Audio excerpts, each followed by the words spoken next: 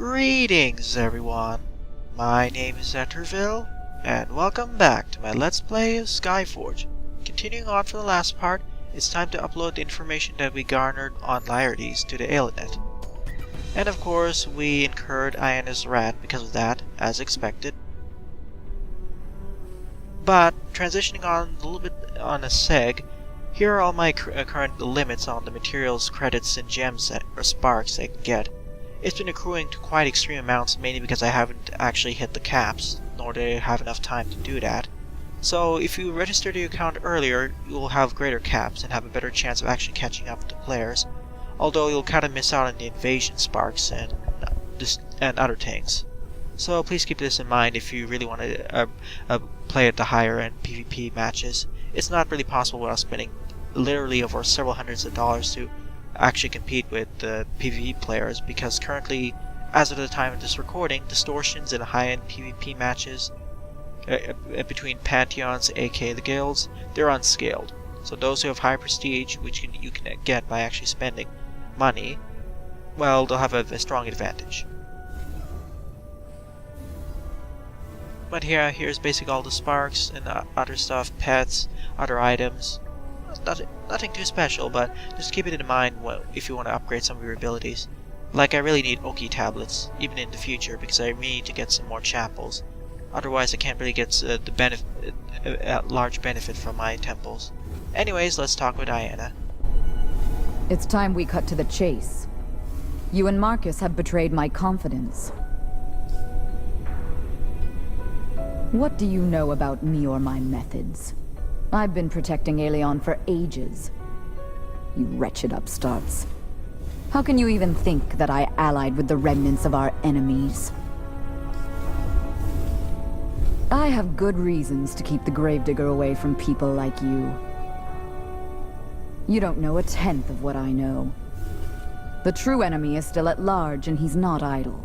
You're out playing spies like little children. You know, I warned you. From now on, you and your friends will get no support from me. If you cross me again, I will denounce you, Marcus, and all the other instigators as traitors. Well, we got some helpful messages from Herida, so yeah, we need to go to Naori Island in order to get more trust from Iona. Or at least some trust. It doesn't seem to work out that well. But yeah, how long has Laertes been a part of protecting Aelion anyway? Attention, there's a new request in the Argus system.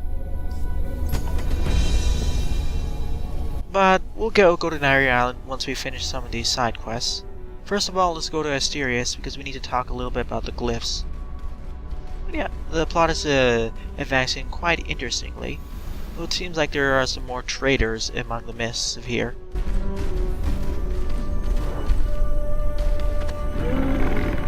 Oh my! I'm glad to hear that you've responded to my request. The historical chronicles of Aelion are my life's work, and I pray to the heavens my knowledge and determination will be enough to complete them. As you must know, I am Asterius, one of Aelion's oldest immortals. I have an inquisitive mind and have always had a thirst for knowledge, which is why I know more than most do about our world. But be that as it may, even I know little about the time of Eli. Without this knowledge, the chronicles of the world of Aelion can never be complete. And yet, miraculously, ancient glyphs have suddenly been discovered on the floating plates of Isola. These ancient artifacts from the pages of history are mentioned in all kinds of sources. Created by the great Eli himself, they contain vast troves of precious knowledge. Quite right. 5 glyphs have been located and transported to the Divine Observatory, where they are now under my care. But today I realized I made an error in my translation. There should be 6 glyphs of Isola, not 5. Bring me the 6th, and I will find you a place in the very pages of the Chronicles. Not a whole chapter, but a mention, maybe a footnote. A thank you? Well, at the rate we're going with Asterius' side quest, we'll probably get a thank you. Nothing? But I'm absolutely certain that's the right location. So what does that mean? Could it have been stolen? Yes, that's entirely possible. There have been a lot of outsiders at the excavation site. Let's... Well, now I have to take care of all these raiders and bandits. But I suppose at the rate we're going with the side quests, well, we'll be getting probably a thank you note or something even better. But yeah, we have to travel to Isola Digs and figure out what happened to the glyph. It's fairly obvious what's going to happen and not really much strategy because I'm overpowered most of the enemies thanks to my very high prestige levels, so I'll skip to the chase when I get to the end of this quest.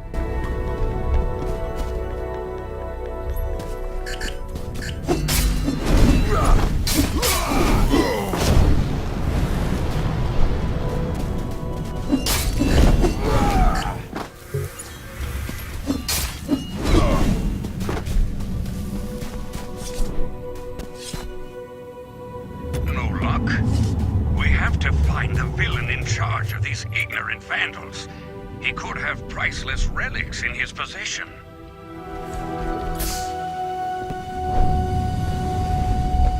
A run of bad luck. Let's try one last thing. Talk to my assistant at the scientist's camp. Perhaps he saw the glyph, but didn't think it held any importance. I haven't seen any glyphs. Look around. Our hands have been tied. Haven't been able to leave the camp for days. I'd be happy to let him know. No need to remind me. So sorry, I have to go now. I need to take inventory. We're always short of one thing or another. Even though our search was unsuccessful, I still thank you from the bottom of my heart for all your help. But there's just one thing about this story with the tablet that doesn't add up. First, I'm going to verify everything, and then I'll contact you. Alas, our search for the 6th glyph turned up fruitless. Apparently it was either stolen by the bandits, or someone's hiding something, or it never really existed. Anyways, I've been pushing this off long enough, it's time to move on to the next open world region, Naori Island. Naori Island is under attack from the Sea Army, as evidenced by Port Naori, Ardos Monastery, and the previous mission I was going to. This peaceful resort town is not prepared for war, so the local residents are in extreme danger. From several sources, more so than the Sea Army. So our first job is to talk with the town mayor and figure out what we should be doing. But I do like this region, but it's much larger than our last open world region, that being the Isola Digs. Not Isola Digs, I mean the Landmer Forest. Compared to the Landmer Forest, this area is enormous and it'll take more than 3 parts to complete. So, I'll explain more of what I'll be talking about later. Let's go talk with the mayor, and then I'll discuss the trophy system.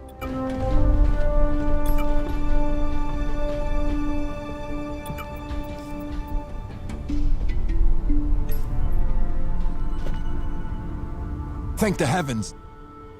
We can't do this without your help. Our island was attacked by sea creatures. It is a nightmare. We've never seen anything like that. Fortunately, there were several Templars on the island. They helped people get to the settlement. We're waiting for evacuation, but damn sea creatures have captured the port, and we can't get anyone off the island. People are scared. Try talking to them. Calm them down. Many have never seen an invader before.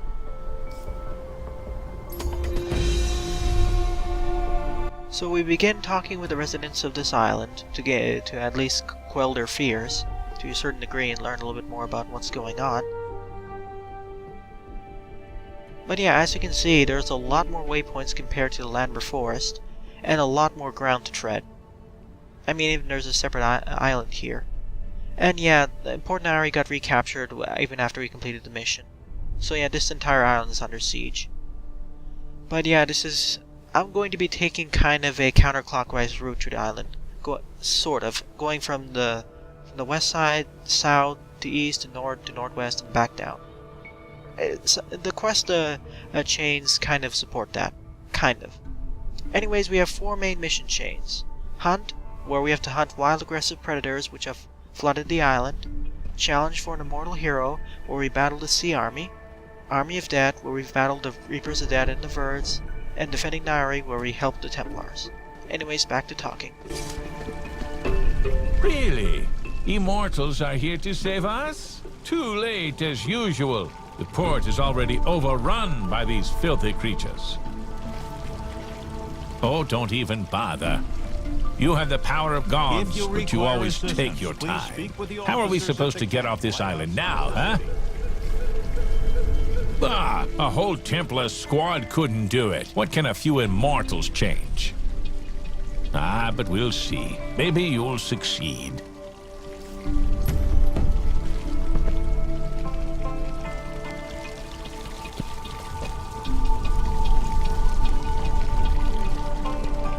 It's great that you're here. Will you help us get rid of these monsters? Our island had never been invaded before. They came right out of the sea. I can still hear their terrible shrieks. I was so scared. We are counting on you and the other immortals. Our home on Naori shouldn't fall to sea monsters. May the heavens help you.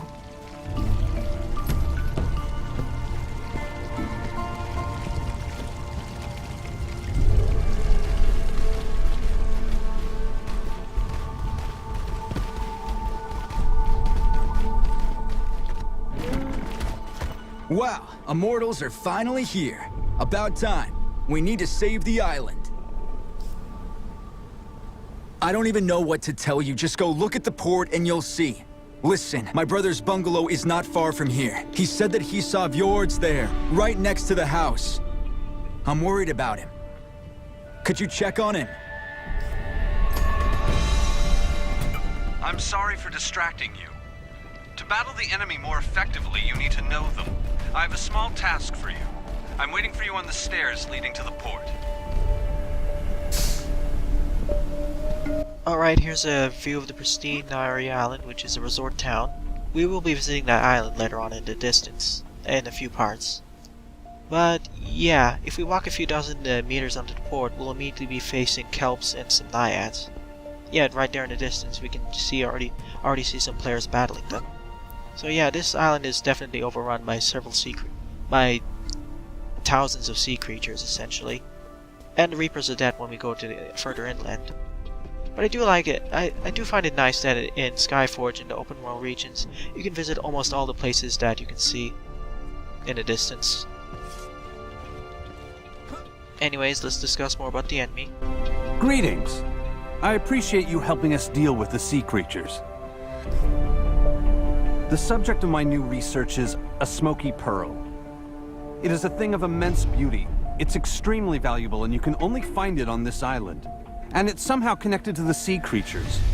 These monsters will often carry a pearl or two with them. I'm not entirely sure, but perhaps these pearls mean something special to them.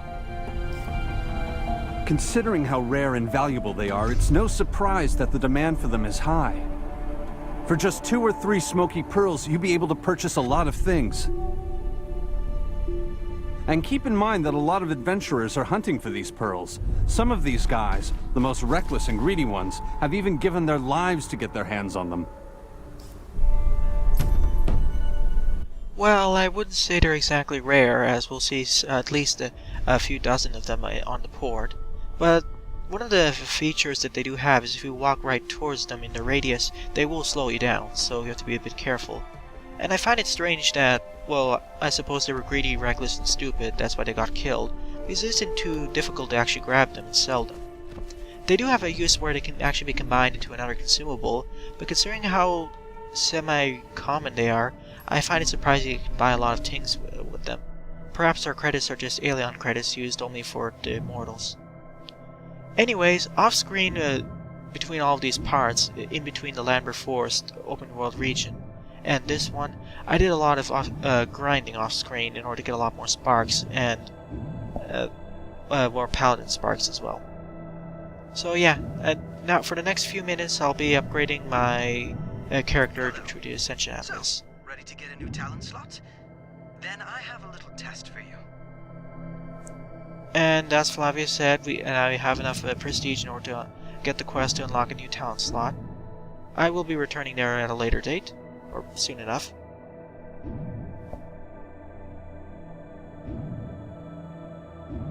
But yeah, I'm just double checking all the talents I can be getting. I have a choice between 2 paths here. I will be unlocking everything eventually because I really want to max out my paladin skill, and I want to get the paladin symbol, as it's really useful even to this day. And I actually remember to put the stats screen on the right so you can see how my stats are increasing with each of these. We'll see greater effects when I get into the Upper Ascension Atlas though, as the class Ascension Atlases, even though they usually cost less in order to upgrade each node, at the earlier mid-tiers that is, they have less effects on your stats, whereas the Upper Ascension Atlas, especially as you go farther from the center, well, even starting from the center, they have more extreme effects, like plus 20 or plus 30. It gets crazy to close to plus 100 once you get to the edge, and we're not even counting the God Form Atlases and the Invasion Atlases to add even more skills. But I don't think we'll be able to see those until a lot longer, assuming I don't go on another hiatus. Oh yeah, and earlier the Argus system mentioned that I was able to unlock a trophy. Trophies are another slot that you can get in this game where you can basically equip trophies in order to boost your character's stats, either skills or stats. Well, skills and stats, I mean. To unlock another a trophy slot, you need to collect another 100 Ether Crystals, which you get from killing enemies, basically. Tough boss enemies or mini-boss encounters, usually. They do add up, so make sure to upgrade them. And of course, now that I have unlocked more skills, I have a choice to choose which one goes on which hotbar. Yeah, I gained 100, over almost 1,000 prestige, I believe.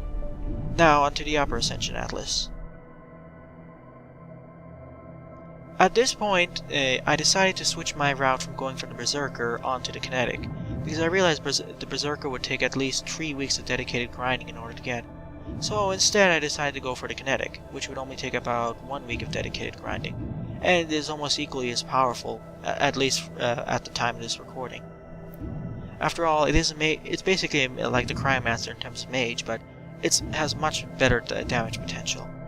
Though it doesn't really have its better control effects, so you may have issues in PvP. In PvE though, like here, it's quite dangerous for enemies to deal with, as you can quickly nuke them, as well as stay behind.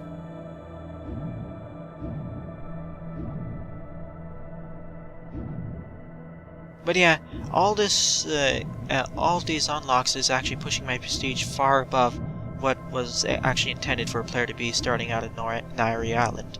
So yeah, at least for the first half Naori Island, and also it's somewhat true for the second half Naori Island, I'll be quite overpowered compared to the enemies and quickly deal with them.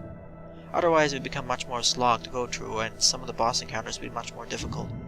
This kind of became a problem in the next open world region, the Malayan Caves, where I wasn't strong enough to take care of the second half of the quests. After all, the way the open world regions are usually intended to work is that you're supposed to come back and forth to them, completing quests, completing some of the solo adventures, and coming back and forth, eventually gaining more prestige and better equipment. And then coming back and forth and completing the region, instead of just going through it in one chunk like I am. Otherwise, if you have to, you either need better prestige, or very high prestige, a lot of sparks to unlock along the way, or a lot of friends to help you, who are well equipped enough. Although I always suggest playing with friends, as it really speeds up the progress, especially as the open world regions aren't scaled. Plus the game's more fun that way. Well, plus several of the classes interact well with each other. Like my Aegis of Light ability, I believe I can apply to other players to help shield them. Not to mention support classes like the Alchemist and Lightbinder really have their effectiveness boosted with another ally. But don't worry about this. After this is done, I'll be spending most of the next parts just going to Naori Island. So much so that, well, I won't have really much to say, because how much more can I say than saying, oh, here's this enemy, I'll kill it with combos and whatnot. I won't be doing that much commentary. other than some of the boss fights and some of the notable events. I'll mostly let the gameplay do the talking, as there's really self-explanatory in terms of quests and whatnot. Otherwise it'll get really repetitive and such. I already had to edit up quite a bit of footage in order to show a steady progression, but usually the open world regions can be quite, don't require that much editing in themselves, and they self-explain themselves very well. Anyways, let's just go to the Hall of Greatness to get the next temple and to discuss some things. And there is something I need to tell you. Sadly, I cannot leave the island. It is not at peace. I hope you will soon find yourself in our area, so we may speak. Greetings to you. If you wish to make a name for yourself in the world of Aelion, then you need to not only perform feats, but also to present them truthfully. Next week in Sumerlis, there'll be a festival. It'll be a great opportunity. Maybe attract some brand new followers and convince them to join your order. But first, you might want to do something to win some acclaim. Something worth telling people about. For example, defeat a great number of monsters. Or perhaps you could claim victory in a competition against other immortals.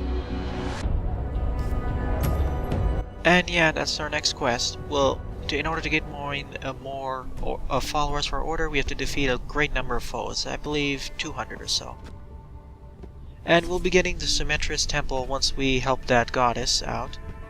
Yeah, I'm sorry for the cutoff. The text or the dialogue started when I was in the middle of the loading screen, so I didn't start the recording then. But we'll be meeting her and helping out clear out her temple in a few parts. About 2 parts. It's near the center of this island. Anyways, here's my progress page. This was actually updated in the version I'm currently playing.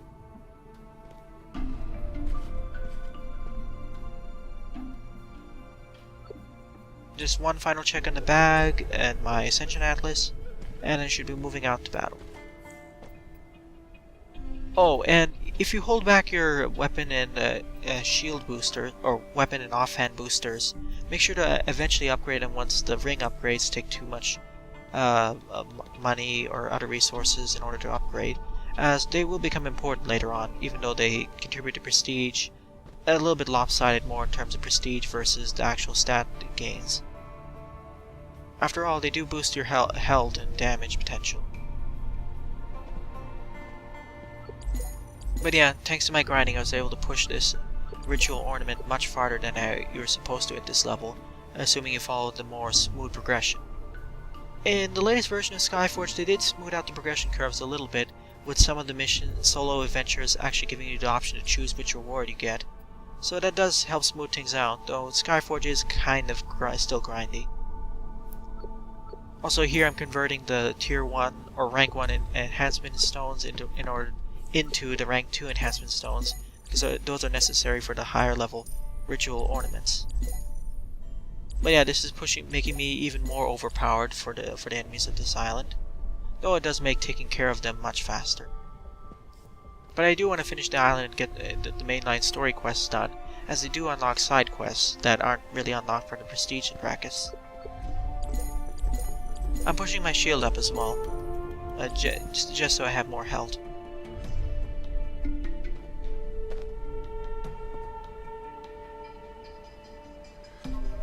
After all, this game focuses more on vertical progression than horizontal progression. Because even if you upgrade one of your classes, it will upgrade the other ones based off of stats, so keep that in mind. This will help later on when I switch over to the kinetic and play around with that, because all the stats for my paladin will help with it. Though I really want to do it after I finish my paladin's growth so I can get the paladin symbol, which is really powerful. Anyways, I'm adding those symbols for the one of which will increase my maximum damage by 10%.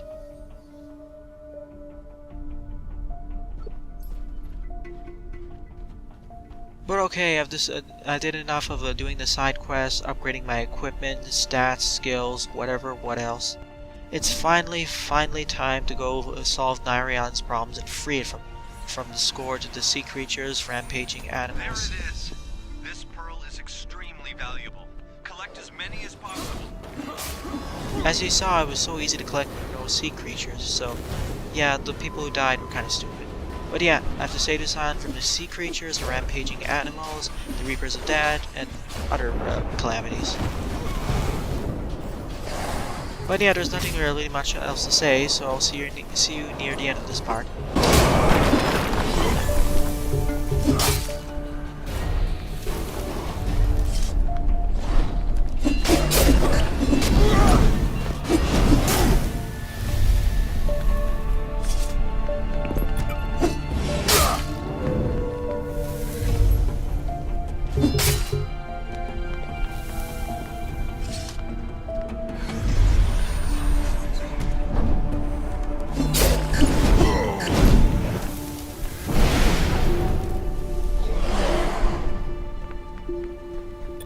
Creatures aren't stupid. They blocked the port just in time to intercept the delivery of supplies.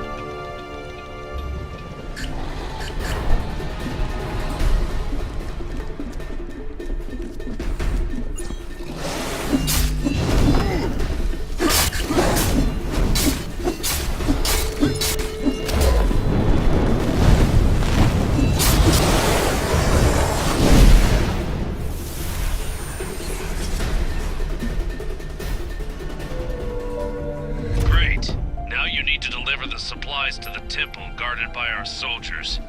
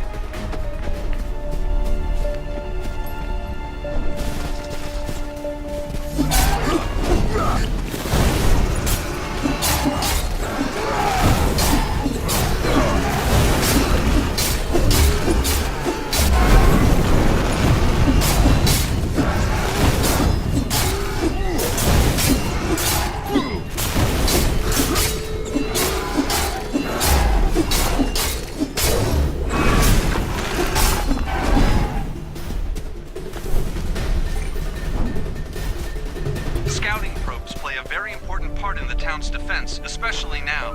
I think this one was damaged during the recent storm. Greetings. Let's leave the pleasantries till later. I'm glad you're here. I'm waiting at the camp outside the city gates. Ready to...